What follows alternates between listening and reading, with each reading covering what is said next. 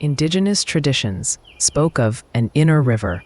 Centuries later, science revealed the Hamza, an immense subterranean current beneath the Amazon River. What is hidden beneath the earth mirrors what is hidden within us. Beneath every word lies silence. Beneath every action, a soul. The Hamza is not only water, it is a reminder that the unseen sustains the seen. Hello, everyone. Today we were scheduled to finalize the set of notes intended for illustrations in the neoclassical style. As a side note, understanding human history through visual communication has always been a passion of Mr. Billy's. That's why we're aiming to illustrate our records using the widest diversity of pictographic styles, with contemporary realism being the next one. However, we're going to alter our schedule due to a question presented by Jessica. Please, my dear, explain it yourself. Thank you, John. As you all likely know, I don't possess the same academic background as most of you. Sometimes it's challenging for me to discern what is presented in these notes as literary license versus scientific foundation, art, biology, chemistry, classical physics, astronomy, quantum mechanics, metaphysics, philosophy, psychology, psychiatry, religious traditions, and even popular folklore have always been distant concepts for a humble accountant. So, to truly grasp these metaphors, I had to seek help outside this circle. Phrases like "be water" always left me lost in the readings. Oasis born from feeling, water in the desert, and other things categorized here as abstract. That's why I spoke with Davis Simon, a limnologist, the scientist who studies inland water ecosystems, which include rivers, lakes, and wetlands. To illustrate the possible movements of water beneath desert sands, Davis began discussing the Hamza River, one of our planet's fascinating hidden natural wonders. It's not a river in the usual sense, flowing on the Earth's surface. Rather, it's an enormous subterranean water flow.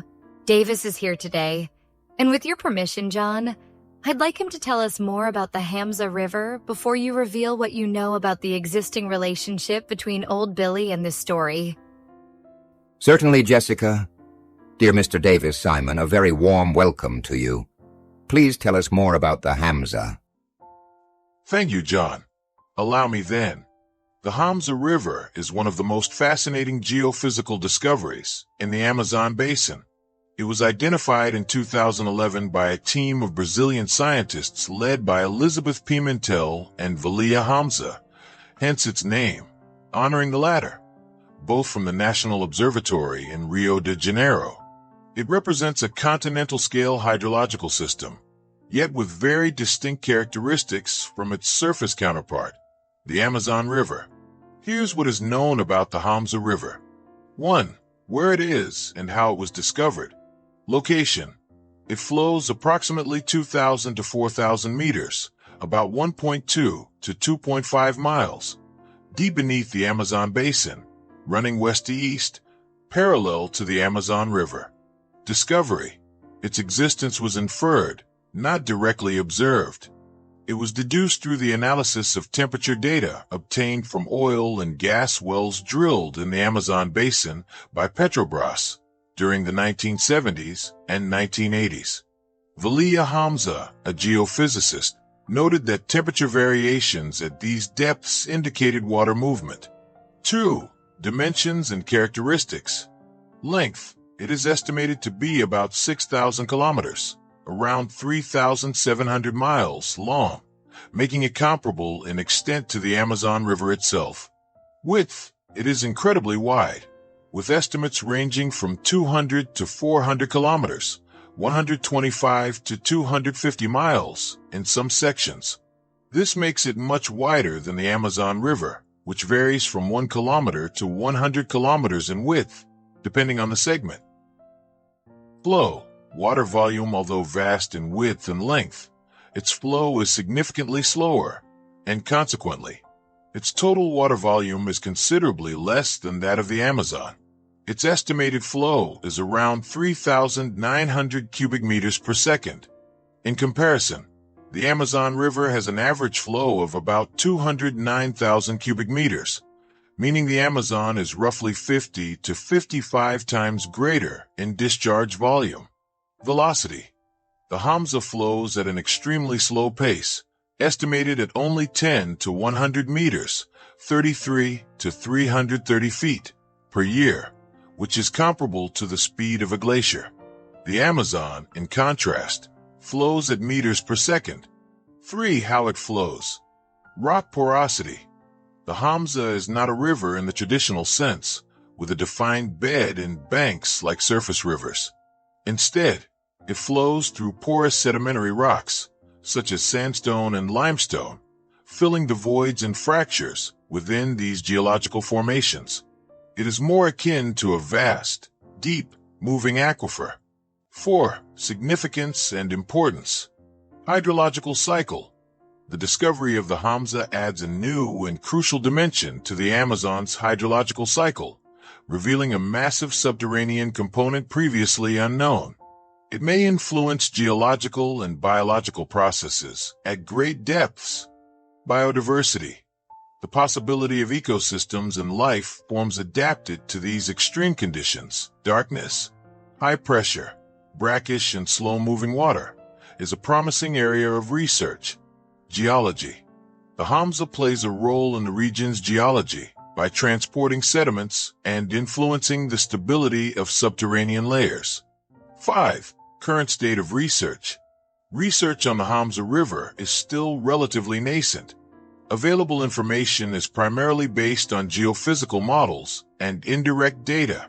New technologies and future drilling could provide more direct and detailed data on the exact water composition, rock structure, and potentially the presence of life in these extreme environments.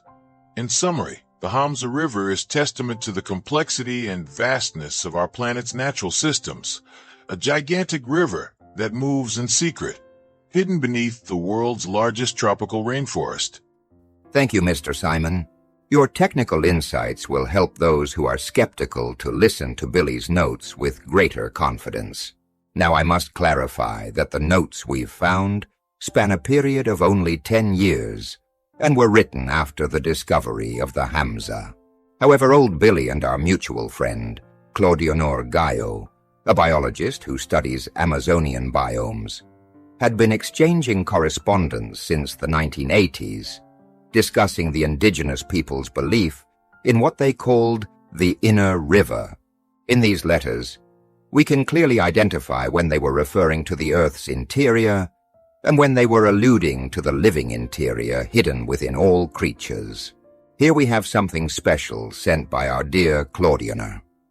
An original story written by Billy upon learning that the 2011 scientific discovery supported the ancestral consciousness of indigenous peoples.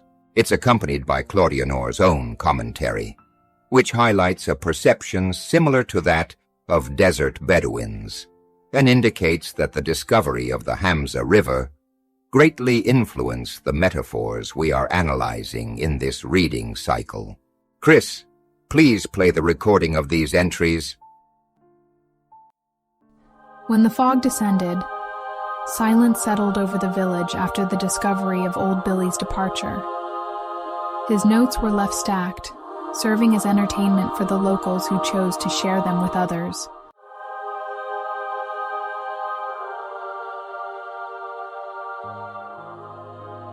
The river beneath the river. A traveler came to the Amazon drawn by its legend. He had heard of its endless waters, its roaring voice, its power to bend the forest to its will. When at last he stood upon its banks, he felt he was gazing at the very heart of life itself. Here is existence, he thought. Loud, visible, undeniable. That night, an old woman of the forest spoke to him by the fire. "You have seen only half the river," she said. "The other half lies hidden, flowing deep beneath the earth." The traveler laughed. A river beneath a river? How can such a thing be? But the old woman only smiled. Not all truths live in the light. Years passed. The traveler wandered among men, where voices clashed like waters and markets roared like torrents. The world seemed only motion and noise, rushing forward without rest. Wearied by this surface current, he longed for silence. So he returned to the Amazon. Not to its rushing waters, but to the ground beneath them. Pressing his ear to the earth, he felt it, a deep, slow current, patient as eternity itself. It was the Hamza, the river beneath the river. And then he understood, life is double. One part rushes on the surface, carrying what is seen. The other flows unseen, carrying memory, spirit, and the secret roots of being. He rose and whispered, "To live fully, I must honor both. I must walk the banks of the visible river, but also drink from the hidden one." And so his days became like the twin rivers, Amazon and Hamza, surface and depth, voice and silence, flowing as one. Claudio Norgeo's commentary. The Hamza River exists, though hidden. Flowing thousands of meters beneath the Amazon, it is as long as its twin on the surface, but slower, deeper, and silent. Science has measured it, yet no one has seen it. This hidden river reminds us that reality is not exhausted by what appears. Beneath the visible current of life runs another, carrying memory, spirit, and the secret movements of being. The Amazon roars above, but the Hamza sustains below. The traveler's discovery is a symbol for us all. We are more than our surface, our actions, our voices, our visible stories. Within each of us flows a second river, slower, patient, and eternal. To live only on the surface is to live incompletely. To live only in the hidden depths is to withdraw from the world. The fullness of life is to honor both. The lesson of the Hamza is simple yet profound. What is unseen is not absent. Beneath every word lies silence, beneath every image a shadow, beneath every step a foundation. It is the hidden that sustains the visible, the silent that gives meaning to sound. I still struggle to see the line dividing art from science. My ignorance hinders precise discernment. Yet these notes continue to affect me deeply, and learning about the Hamza River's influence on Mr. Billy's desert parable makes me believe that if he is indeed mad, he is so in good company. The inner river described in Claudionor's letters can be accessed through the aphorism, "I am spring of water."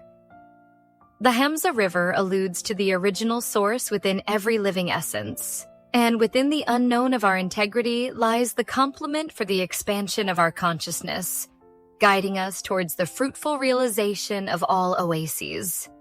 Thank you, my friends. Thanks, Mr. Simon.